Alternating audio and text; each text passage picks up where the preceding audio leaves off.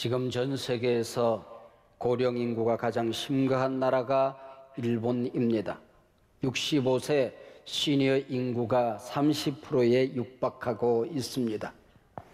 지금 일본도 우리나라도 이 시니어들이 건강하게 늙어서 행복하게 사는 것이 국가적인 과제가 되고 있습니다.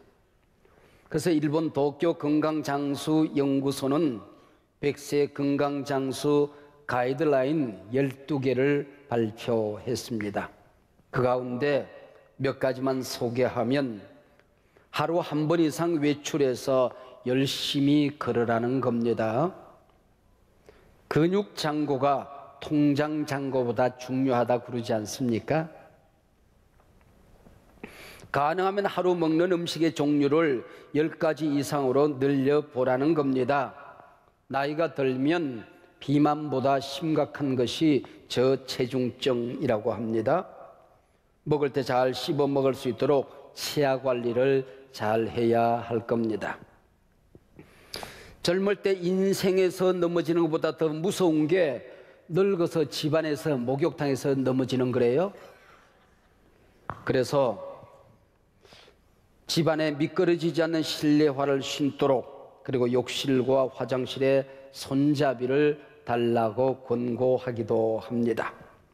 집 마루에 종이, 물기, 과일 껍질 같은 게 흩어져 있으면 큰일 납니다. 넘어졌다 못 일어나는 수가 있습니다. 말하기 가까운 사람들과 또 좋은 책들 읽기, 특별히 성경이 좋겠지요. 행복한 대화하기 등으로 머리를 많이 써서 치매를 예방해야 한다는 겁니다. 건강하여 인생을 아름답게 마무리하고 하나님께 가도록 준비하는 것은 인생에서 최대의 과제 중에 하나일 겁니다. 이 가이드라인 12개를 잘 살펴보면 균형 잡힌 삶을 살라는 게 핵심입니다. 우리 신앙생활, 영적인 생활에서도 균형이 그만큼 중요한 겁니다. 가정생활과 교회생활과 사회생활의 균형입니다. 그리고 우리가 예배하고 교회를 섬기는 일과 나가서 부리니 활동하는 것과의 균형입니다. 우리가 이 땅에 살아가는 동안에 행복하게 잘 살아야 할 것이고, 오늘이라도 하나님 앞에 선다면은 우리가 준비된 하나님 나라에서 영생을 누리도록 준비하는 종말의 승리자가 되는 삶의 균형입니다. 교회도 마찬가지예요. 신학적인 균형이 있습니다. 고 한경직 목사님은 저희 교단이 나아갈 방향, 우리 건강한 신학적인 지침 4가지를 말씀한 적이 있습니다. 첫째는 복음적인 신앙입니다. 두 번째는 성도들의 경건한 삶입니다. 세 번째는 에큐메니칼 정신입니다. 그리고 4번째는 사회 참여 의식을 가지고 살아가는 신학이 건강한 신학이다, 그렇게 말씀했습니다. 건강 무신론자들이 책을 많이 내요. 얼마 전까지만 해도 리차드 도킨스 같은 사람들이 책을 낸데 읽어보면 균형 감각이 없습니다. 편견에 사로잡혀 있는 것을 볼 수가 있습니다. 마지막 때 믿는 자를 보겠느냐 말씀하시는데, 그들의 책을 읽어보면 우리가 살고 있는 이 시대가 그때가 아닌가 하는 생각을 지울 수가 없습니다. 최근에는 필 주크먼이라고 하는 사람이 무신론적인 책을 많이 발간합니다. 신 없는 사회, Society without God. 더 이상 신앙은 필요 없다, Faith no more. 근데 최근에는 종교 없는 삶이라는 책을 냈습니다. 한마디로 건강한 삶, 행복한 삶, 경건한 삶을 살아가기 위해서는 반드시 종교가 필요한 것은 아니더라 하는 주장입니다. 세상이 점점 더 부여로워질수록 무신론 인구가 급속하게 늘어나고 있다는 사실을 그는 주목시킵니다. 미국 사회에서 1950년대만 하더라도 무종교인이 5%에 불과했습니다.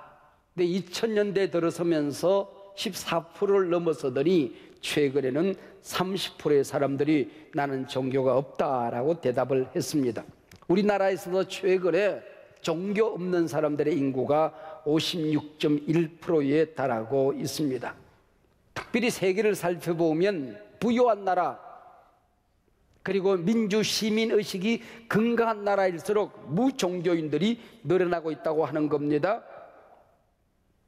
그래서 필주크면은 종교가 없다고 비도덕적인 사람이 되는 것은 아니더라는 거지요. 종교 없는 사람들이 반드시 타락한 인간으로 살아가는 것은 아니더라는 겁니다. 오히려 시민의식이 건강한 사회, 그리고 인격적으로 건강한 사람들이 종교가 없을 수 있다 하는 주장을 하고 있습니다. 설득력이 있지요. 이걸 알고 우리 예수님 일찍이 말씀하셨습니다. 건강한 사람에게는 의원이 필요 없다. 병든 사람에게 의사가 필요하지 않겠느냐. 나는 죄인을 구원하러 왔다 말씀하셨습니다. 사실 풍요로운 선진 국가에서는 점점 더 하나님이 필요 없다고 생각하는 사람들이 늘어난다는 데에 설득력이 있습니다. 그러나 우리 예수님은 약한 자를 들어 강하게 하시기 위하여, 약소 민족을 들어서 구원하기 위하여 이 땅에 오신 분이지요. 선진국 사람이든 후진국 사람이든 배운 사람이든 못 배운 사람이든 부자든 가난하든 죄인이든 의로운 사람이든 구원하기 위하여 우리 예수님께서 오신 것입니다. 부하고 지성적인 사람도 죄인이라고 하는 것이 성경의 정언입니다. 기독교는 예수님을 만나 죄 사함 받고 구원 얻어서 영생 얻는 종교입니다. 이걸 떼고 나면 현실 세계만 보면 필주크먼의 주장은 옳은 주장일 수 있다고 하는 것이요. 요한복음 5장 39절에서는 왜 우리가 교회 생활을 하느냐, 왜 우리가 성경을 공부하느냐, 왜 설교하느냐, 성경은 예수 그리스도를 증거하는 책이라고 말하는 것입니다. 교회에 와서 예수 만나야 한다는 것이요. 말씀 속에서 예수님을 발견해야 한다는 겁니다. 예수님이 보여야 한다는 겁니다. 모든 설교와 교회 생활에서. 요한일서 1장 3절에서는 성경을 가르치는 목적, 설교하는 목적을 예수 그리스도와 풍성한 사귐을 누리기 위해서라 그렇게 말했습니다. 우리 기독교에서, 교회에서 예수 빼고 나면 아무것도 남는 게 없지요. 지난 20세기를 포스트 모더니즘 사회라고 불렀습니다. 절대 진리가 상실된 사회였습니다. 절대 권위가 사라진 시대였습니다. 21세기를 트랜스 모더니즘 사회라고 합니다.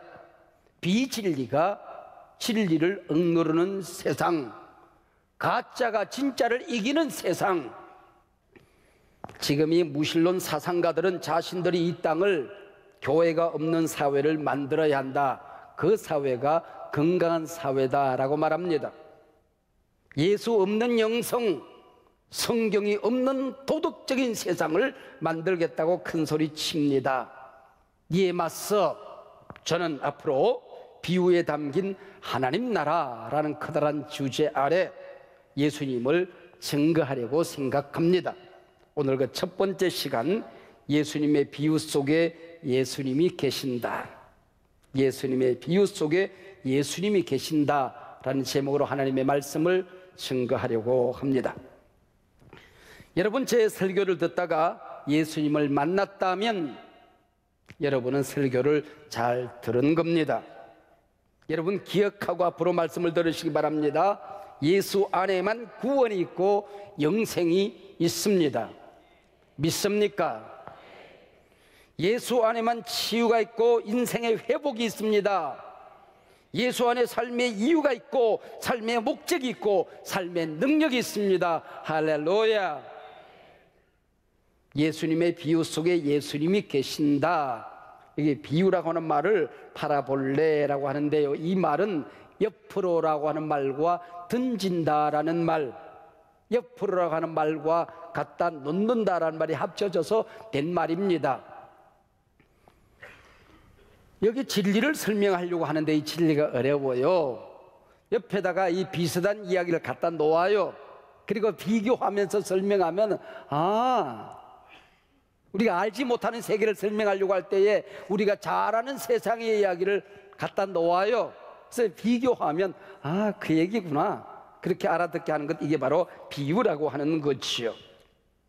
워런 위어스베라는 유명한 설교가는 비유라는 책에서 비유라는 창문으로 밖을 보면, 성경 안을 들여다보면 거기 예수님이 서 계신다.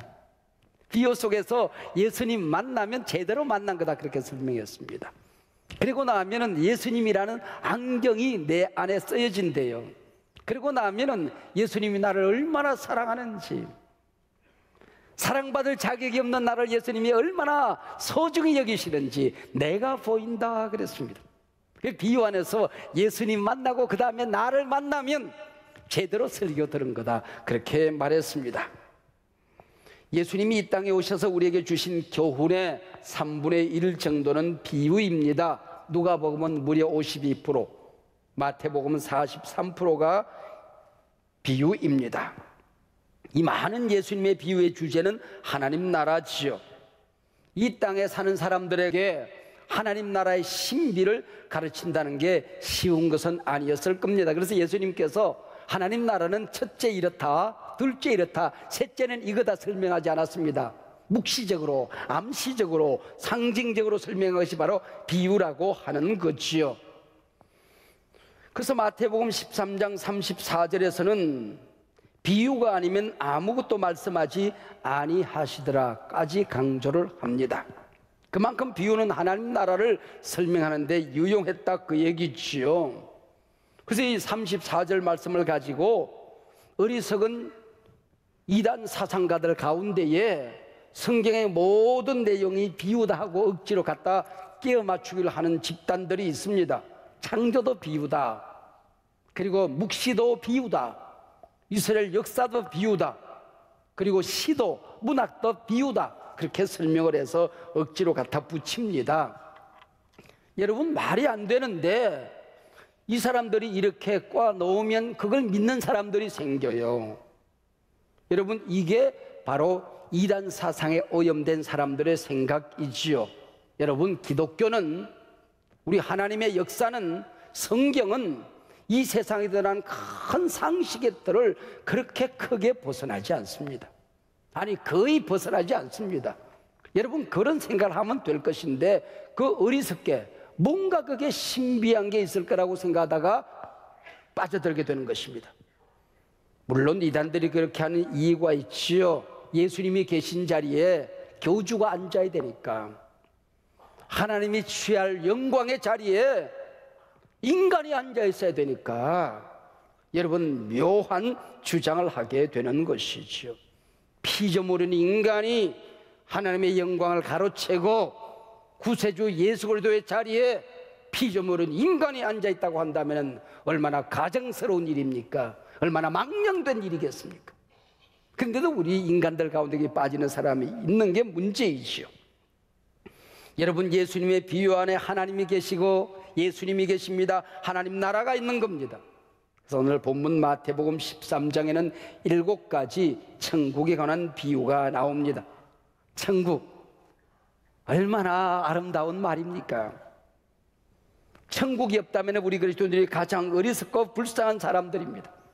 하나님의 나라, 말만 들어도 입가에 미소가 번져 나는 말입니다.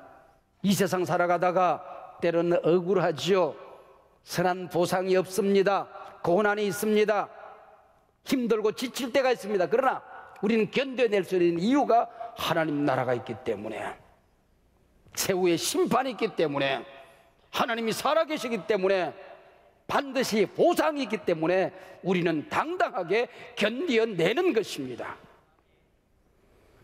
우린 너무 좋을 때 천국 같다 그런 말을 합니다. 우린 천국을 소유한 사람들입니다. 오늘이 내 인생의 마지막 날을 맞이한다고 할지라도 우린 천국에서 눈을 뜨게 될 것입니다. 얼마나 신나는 일입니까? 우리는 가난하게 살아도, 못 배워도, 가진 것이 없어도 당당한 이유가 여기 있는 것 아니겠습니까? 내 안에 하나님이 계신다, 나는 하나님 나라 백성이다. 내가 만난 하나님 나라는 영원히 이어지게 될 것이다. 하나님 나라라고 할 때에 어떤 사람들은 죽어서 가는 천당만 생각합니다. 그러면 오늘 비유가 이해가 잘 안 되지요. 예수님께서 이 땅에 오셔서 하나님 나라 가까웠다 말씀하셨습니다. 예수님이 하나님 나라입니다. 예수님이 재림하신 그때부터 다시 오시는 그날까지가 정말이라고 하는 겁니다. 여러분, 나라가 되려고 하면은 주권이 있어야 되잖아요. 국민이 있어야 되잖아요. 영토가 있어야 되잖아요. 주권이 뭡니까? 하나님의 통치, 예수 그리스도의 왕되심, 그리고 예수를 믿는 모든 사람들이 하나님의 백성이 되는 것, 영접하는 자, 곧 그를 믿는 자들에게는 하나님의 자녀, 하나님 나라 백성이 되는 권세를 주셨느니라. 할렐루야. 영토는 영원한 세상, 그게 하나님 나라가 되는 겁니다. 그래서 이 땅에 하나님 나라만 생각하는 사람들이 있습니다. 또 어떤 이단들은 죽어서 가는 천국만 생각하는 사람들이 있습니다. 이게 균형이라고 하는 거지요. 이 땅에 하나님 나라만 생각하는 이단 집단들은 교주가 죽지 않는다. 그리고 얼마가 되면은 이 땅에 자기들이 왕이 된다. 그리고 기다립니다. 여러분, 제가 예언하죠. 교주, 그 사람 반드시 죽습니다. 얼마 남지 않았습니다. 반드시 죽습니다, 여러분. 그러고 나면 또 엉뚱한 소리 하는 거예요. 엉뚱한 소리 하는. 죽고 난 다음에. 여러분, 하나님 나라의 신비를 설명한다는 게 쉬운 일이 아니었을 겁니다. 어떤 할머니 교인 한 분이 저한테 그래요. 목사님은 일주일에 딱 한 편 설교하시고 일주일 내내 심심해서 어떻게 사세요? 그래요. 내가 심심해서 예수님하고 살아요. 그랬습니다. 종이 신학교 다닐 때에 설교학을, 큰 교회를 이루신 훌륭한 설교가 목사님이 설교학을 가르치셨습니다. 그분이 한 3, 40년 전 일이니까 한 10년이나 되셨을까요? 한 학생이 질문해서 목사님은 주일 설교를 준비하는데 시간이 얼마나 걸립니까? 그랬더니 50년 걸립니다. 그러더라고요. 네. 살아왔던 지난 50년 전체가 설교다, 그 얘기시요. 근데 주일 설교, 저 같은 사람이 한편 설교하려고 하면은 묵상하고 기도하고 본문을 찾고 연구하고 그리고 쓰고 맛을 내는 데에 1분 설교하려고 1시간쯤 걸립니다. 저 같은 사람, 보통 목사님들이 그렇게 사용을 해요. 그러니까 30분 정도 설교를 하려고 하면은 대개 한 30시간 정도를 씁니다. 특별한 설교를 준비하려고 하면은 훨씬 더 많은 시간, 5, 60시간 정도가 아마 쓰여지지 않겠나 생각합니다. 새벽 예배나 수요 예배 같은 경우는 그렇게 시간이 걸리지는 않습니다. 부족한 저도 하나님의 말씀을 여러분에게 전가하기 위해서 설교를 준비한다고 하는 것은 몸부림입니다. 해산의 고통을 겪습니다. 거룩한 영적인 전쟁을 치르며 하나님의 말씀을 준비합니다. 우리 예수님께서 이 땅에 민초들에게 하나님 나라를 설명하기 위해서 얼마나 애를 쓰셨을까요? 당시 이 청중들, 갈릴리 사람들은 가난하고 배우지 못하고 소외된 변두리 인생들이었습니다. 어부들, 농부들, 날품팔이 노동자들, 심지어는 천대받던 세리 창기들이 살고 있던 도시가 갈릴리였습니다. 그래서 이들에게 익숙한 방법, 이야기식을 쓰셨던 것이죠. 비유를 쓰셨던 것입니다. 재미있게 말씀하시기 위해서, 쉽게 말씀하시기 위해서. 지금도 히브리 아이들은 초등학교 교실에 가면은 우리 아이들은 책상을 앞으로 보고 이렇게 앉혀놓잖아요. 근데 이 나라 어린아이들은 T급자로 이렇게 앉아 있습니다. 그리고 선생님도 가운데 앉고 모든 학생들이 서로 얼굴을 볼 수 있도록 그렇게 만들어져 있다고 하는 겁니다. 이렇게 쉽게 재미있게 말씀하셨던 비유가 성령께서 눈을 열어주지 않으면, 그들의 귀를 열어주지 않으면 박사학위 100개가 있어도 안 들리는 겁니다. 안 보이는 거예요. 율법을 달달 외우던 서기관, 바리새인, 율법자들은 비유를 이해가 안 되는 겁니다. 하나님 나라가 보이지 않는 겁니다. 그래서 오늘 본문 13장 14절에서 너희가 듣기는 들어도 깨닫지 못할 것이요 보기는 보아도 알지 못하리라 말씀하셨습니다. 그리고 오늘 11절에서는 천국의 비밀을 아는 것이 너희에게는 허락되었으나 그들에게는 아니 되었나니라고 말씀하고 있는 겁니다. 그래서 신학에서는 이것을 비유의 양면성, 이중성이라고 하는 것입니다. 하나님이 택한 사람들은 그냥 들려, 그냥 보여, 그냥 아멘이야. 그런데 하나님이 택하지 않으면, 성령이 그 눈을 열어주지 않으면 보아도 보이지가 않는다 하는 것이지요. 이단들은 예수님의 자리에 이단이 보이는 겁니다. 교회가 보이지 않습니다. 하나님의 말씀, 하나님의 나라가 보이지 않게 되는 것입니다. 기억하세요. 예수 그리스도를 부인하는 죄는 용서받지 못합니다. 성령을 거역하고 용서받을 수 있는 길은 없습니다. 피조물인 인간이 예수님 자리에 앉아있고 용서받을 수 있는 길은 없습니다. 이단들이 악한 것은 이단에 속한 모든 사람들이 지옥에 가기 때문입니다. 이단은 사상이 아니에요. 악령이라 그런 얘기입니다. 종교 없는 삶의 필주크문의 주장처럼 하나님을 믿지 않는 사람들 중에 착하고 동정적이고 민주시민으로서 바른 생활하는 사람들 얼마든지 있지요. 그러나 기독교의 목적이, 종교의 목적이 거기에만 있는 것 아니라는 것을 우리가 알아야 한다는 거죠. 한 귀신 들린 사람이 있었습니다. 귀신이 쫓겨났어요. 그리고 살 곳을 찾아서 온 세상을 돌아다닙니다. 있을 곳을 찾지를 못했어요. 그러다 보니까 옛날에 살던 집이 생각이 나서 와봤네. 깨끗이 청소가 되어 있어요. 정리정돈이 기가 막히게 잘 됐어요. 누가 사나 똑똑 노크를 해보니까 아무도 사는 뭐가 없어요. 그래서 얼씨구나 그러고 친구 귀신 7을 데리고 들어와서 사니 이 사람의 형편이 옛날보다 훨씬 더 엉망진창이 되었다 그 얘기예요. 도덕적으로 깨끗한 것 좋아요. 민주시민으로 정상적인 삶을 사는 것 귀한 일이죠. 그러나 성경은 묻는 겁니다. 그 안에 주인이 사느냐? 하나님이 주인이냐? 예수님이 너의 왕이냐? 예수가 너의 구세주냐를 묻는 것입니다. 없으면 악한 귀신 7이 사는 것일 수도 있다 그 얘기지요. 여러분 기억하세요. 기독교는 시작도 예수고 끝도 예수입니다. 밑바닥도 예수고 속을 들여다봐도 예수입니다. 여러분이 천국문에 섰을 때에 시험을 보라 그러면 어떤 문제든지 거기에 정답을 예수라고 쓰십시오. 90점 맞습니다. 예수라고 쓰고 여러분 천국 못 들어가면은 저하고 바꿔서 여러분 들어보내 드릴게요. 한번 따라하시기 바랍니다. 예수가 대답입니다. 예수가 보여야 됩니다. 여러분 예수님이 어떤 분이십니까? 우주 만물을 창조하신 하나님이십니다. 내가 구원받을 수 있는 어떤 길도 없어서 내가 사는 이 땅에 내가 입은 이 몸뚱아리를 입고 육신을 입고 이 땅에 오신 분이십니다.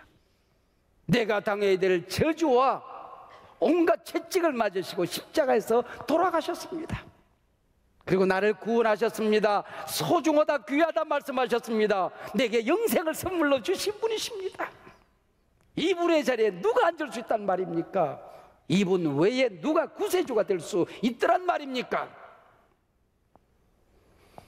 여러분 하나님 살아계십니다. 믿으시길 바랍니다. 우리 주 예수 그리스도 그분은 심판주이십니다. 여러분 천국이 있습니다. 지옥이 있습니다. 설교 시간마다 교회 모든 활동에서 예수님 만나야 합니다. 못 만나면 잘못 사는 것입니다. 여러분 진리가 뭡니까? 예수지요. 성경의 이야기가 뭡니까? 예수지요. 어떻게 구원받습니까? 예수님으로 구원받는 겁니다.